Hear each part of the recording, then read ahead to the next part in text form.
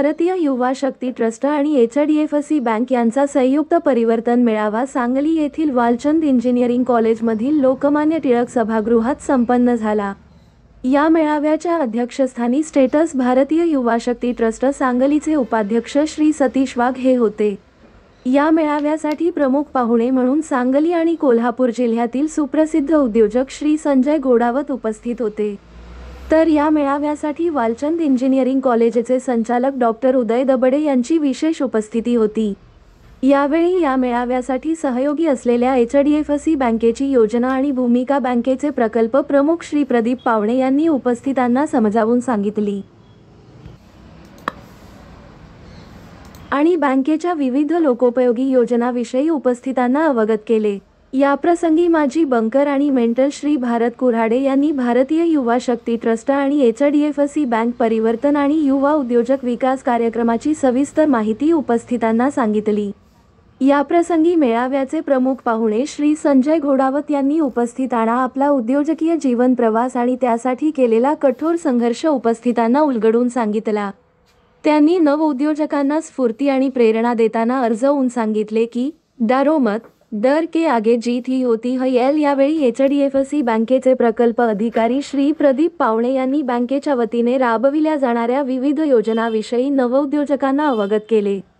याप्रसंगी नवोद्योजकांना या मेळाव्याचे प्रमुख पाहुणे सुप्रसिद्ध उद्योजक श्री संजय घोडावत यांच्या शुभहस्ते 9 लाख आणि 15 लाखाचे धनादेश प्रदान करण्यात आले। याप्रसंगी या मेळाव्यासाठी 240 नवउद्योजक उपस्थित होते। या मेळाव्याचे औचित्य साधून भारतीय युवा शक्ती ट्रस्टच्या 10 नवउद्योजकांनी आपापल्या उत्पादनाचे स्टॉल प्रदर्शनामध्ये लावले होते। या स्टॉलनाही सर्व नवउद्योजकांनी भेटी दिल्या। या मेळाव्याचे संयोजन नंदकुमार कांबळे, प्रदीप पाटील, दिग्विजय पाटील, वैभव कांबळे, सौरभ पिसे, आशुतोष पाडळे, विशाल चव्हाण, मोईन जमादार आणि मयुरेश वडार यांनी नेटके केले होते। याप्रसंगी मेळाव्याचे प्रमुख सुप्रसिद्ध उद्योजक श्री संजय घोडावत यांनी नवउद्योजकांना मार्गदर्शन केले आणि त्यांच्याशी संवाद साधला।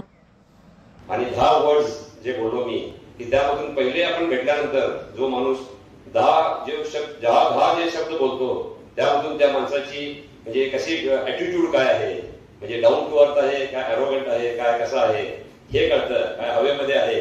तर त्यामुळे हे जर आपण फॉर्म्युला लक्षात ठेवला आपल्या आयुष्यामध्ये की 10,000 आवर्स, 10 फीट, 10 इंच आणि 10 वर्ड्स, तर आपण बऱ्यापैकी आपली सुरुवात चांगली होते। आणि त्यातून म्हणजे असं म्हणतात की वेल बिगिनिंग इज हाफ डन। तर त्यामुळं आपली जी सुरुवात जर चांगली झाली तर एंड सुद्धा चांगला होतो। म्हणून हे फार महत्वाचं आहे। आणि केवायसी नंतर आहे केवायसी, हे नो युअर कस्टमर, की केवायसी आपल्याला ओळखल्यानंतर हा जो फॉर्म्युला आहे की त्यानंतर मग आपण कसं आपल्याला ओळखल्यानंतर काय करायचं आहे ते झाल्यानंतर मग केवायसी, की कस्टमरला काय पाहिजे, नो युअर कस्टमर, की कस्टमरला जे काही पाहिजे त्यातून आता आयडियाज येतात बऱ्याच बऱ्याच लोकांमध्ये आयडिया येतात की आपण काय करायला पाहिजे, असं करायला पाहिजे, तसं करायला पाहिजे, पॉझिटिव्ह आयडियाज येतात, पण एक्झिक्युशन नसतं, त्यामुळं काम थांबतं। आपण आता एखादा मंदिर येथे आला तर आपण काय करतो, आपण काय करणार, मारणार किंवा त्याला ढकलणार किंवा उडवून लावणार किंवा आपण जाऊन उडी मारून जाणार दुसरीकडे।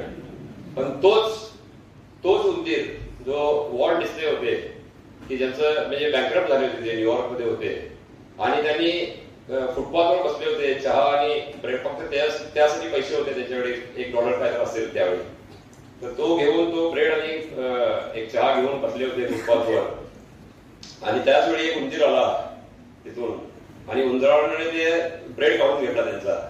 ब्रेड काढून घेतल्यानंतर ते वॉल्ट डिस्ने म्हटले की आता सगळंच माझं उठलेलं आहे, आयुष्यात माझं सगळं संपलेलं आहे, तर चहा सुद्धा का ठेवतोस, म्हणून चहा सुद्धा त्या उंदराला देतात। आणि उंदराला चहा दिल्यानंतर तो इतका खुश होतो आणि तो उड्या मारून मारून ते ब्रेड खाऊ लागतो आणि चहा सुद्धा त्यामध्ये ब्रेडमध्ये बुडवून ब्रेड सुद्धा खाऊ लागतो।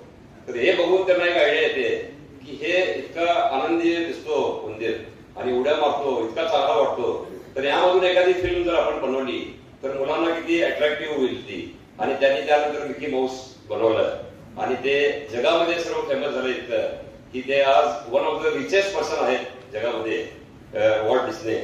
तर हे जे आहे आपण उंदराला ढकलून टाकतो, त्यांनी उंदराकडे बघून फिल्म बनवली, हाच फरक ऑर्डिनरी आणि एक्स्ट्रा ऑर्डिनरी मध्ये आहे। तर त्यासाठी एक्स्ट्रा आणि फक्त जो एक्स्ट्रा आहे की पाणी हे जे आहे ते 100 डिग्री 99 डिग्री पर्यंत फक्त तापतं आणि 100 डिग्रीला त्याची वाफ बनते आणि वाफ बनल्यानंतर त्याच्यावर आपण रेल्वेचं इंजिन सुद्धा चालवू शकतो. तर हाच फरक आहे ऑर्डिनरी आणि एक्स्ट्रा ऑर्डिनरी मध्ये. 99 पर्यंत आपण जातो आणि थांबतो, पण तिथंच खरं आपण आपली जी टेस्ट आहे आयुष्याची ती तिथंच आहे 99 डिग्रीवर.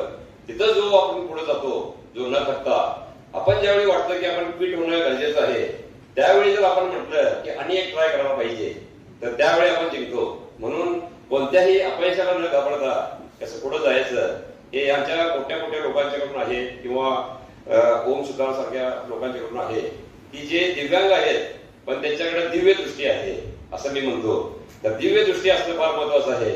दृष्टी तर सगळ्यांच्याकडे असते पण दृष्टिकोन सगळ्यांच्याकडे नसतो. हाच फरक ऑर्डिनरी आणि एक्स्ट्रा ऑर्डिनरी मध्ये आहे.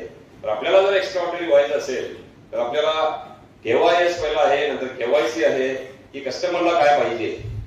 उबरचा शोध कसा लागला, उबरचा शोध सुद्धा असाच लागलेला आहे की जो उबरने जो शोध लावला ज्यांनी, तो एकदा त्याच्या मिसेसने त्याला बोलवलं होतं पार्टीसाठी आणि तो ऑफिस मधून जाऊ शकला नाही कारण त्याला टॅक्सी मिळाली नाही. तर त्यानंतर त्याचा जवळजवळ म्हणजे डायव्होर्स पर्यंतचा विषय केला आणि त्यानंतर त्यांनी एक शोध लावला की हे मला जर आज अडचण आली तर किती जणांना अडचण असणार जगामध्ये की टॅक्सी मिळत नाही वेळेवर. तर त्यावेळी त्यांनी ते ऍप तयार केलं. आज त्याची उबरची एक स्वतःची एकही टॅक्सी नाही, फक्त ऍप आहे आणि जगावर तो पूर्ण राज्य करतो. तर यामध्ये जसं आयडियाज आहे, एक्सचेंज ऑफ आयडियाज म्हणतो आपण त्याला, की माझ्याकडे एक 500ची नोट आहे, तुमच्याकडे एक 500ची नोट आहे. किती वेळा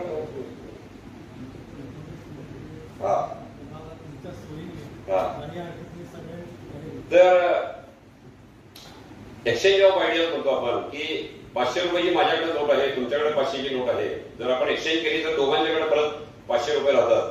पण माझ्याकडे 2 आयडियाज आहेत, तुमच्याकडे 2 आयडियाज आहेत, त्या आपण एक्सचेंज जर केलो तर तुमच्याकडे 4 आयडियाज होतात, माझ्याकडे 4 आयडियाज होतात. म्हणून आयडियाचं एक्सचेंज होणं फार गरजेचं आहे आणि ते काम केवायसी आणि DITF तर्फे केलं जातं की एक्सचेंज आपण आयडिया करवतो आणि त्यातून पॉझिटिव्ह आयडियाज येऊन उपयोग नाही तर पॉझिटिव्ह एक्झिक्युशन फार महत्वाचं आहे. एक्झिक्युशन जे करतात तेच पुढे जातात. म्हणून त्यानंतर आपण जर कस्टमरला ओळखून त्याची काय गरज आहे, आता इथून पुढे सुद्धा आपण कॉम्पिटिशनला जर टिकायचं असेल मार्केटमध्ये तर त्याची काय गरज आहे, त्याला काय पाहिजे, आपल्याला जे अडचणी येतात घरामध्ये त्याच आपण बघून जर त्यातून आपण जर नवीन बिझनेस डेव्हलप करत गेलो तर आपण त्यामध्ये सक्सेसफुल बनतो असं मला वाटतं. कारण आजपर्यंत आम्ही सुद्धा तेच केलेलं आहे की कस्टमरला काय पाहिजे, आपल्याला काय आवडतं हे महत्वाचं नाही आहे. Customer is king, customer is God असं पहिल्यापासून म्हणतात, ते आज सुद्धा तेच खरं आहे की जे कस्टमर म्हणतो ज्याला जे पाहिजे तेच आपण त्याला दिलं पाहिजे. म्हणून जो म्हणजे असं म्हणतात की जो उगता है वो बिकता नहीं है, जो दिखता है वो बिकता है. म्हणजे जे त्यांना जे पाहिजे तेच विकतं मार्केटमध्ये. म्हणून केवायसीला फार महत्व आहे. त्यानंतर आहे केवायपी की आपला बिझनेस, नो युअर बिझनेस, की आपला बिझनेस काय आहे आणि त्यामध्ये काय डेव्हलपमेंट करायला पाहिजे, त्यामध्ये काय चेंजेस करायला पाहिजेत, हे सारखं आपण वेळच्या वेळी चेंज करायला पाहिजे. कारण